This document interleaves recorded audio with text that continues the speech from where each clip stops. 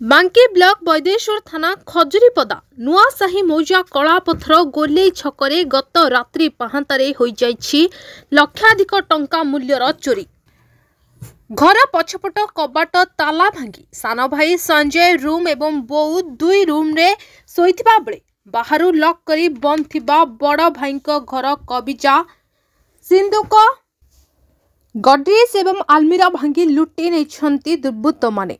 नगद हजार हजार टंका एवं लक्षाधिक टंकार सुना अलंकार चोरी होइथिबार थानारे केस देइछंती जय कुमार साहू। तेबे चोरंक प्रादुर्भाव एबे गाँव रे कोकुआ भय सृष्टि करिछि। गतकाली रात्रि घर लुट करी फेरार होई जाइछंती दुर्बृत्त माने। घटनास्थल रे वैदेश्वर पुलिस पहुंची तदंत आरंभ करिछि। चोर एवं तार मास्टर माइंड को गिरफ्त करी समस्त जिनिस फेराई देई कठोर दंड विधान करने को शिक्षयित्री मानसी खुंटिया प्रशासन निकट में अनुरोध करछंती। आपण मानकर स्नेह श्रद्धा एवं भल पाइबा को पाथ्य करी मणिभद्रा खबर यूट्यूब फेसबुक एवं पोर्टाल ले तार सफलता बजाय रखिछि। यहाको आहुरी लोकप्रिय करने को ई पेपर रो शुभारंभ मध्य करा जायछि। आमको एई भली प्रेरणा एवं सहयोग जोगाइबा सहित लाइक शेयर एवं सब्सक्राइब करंतु।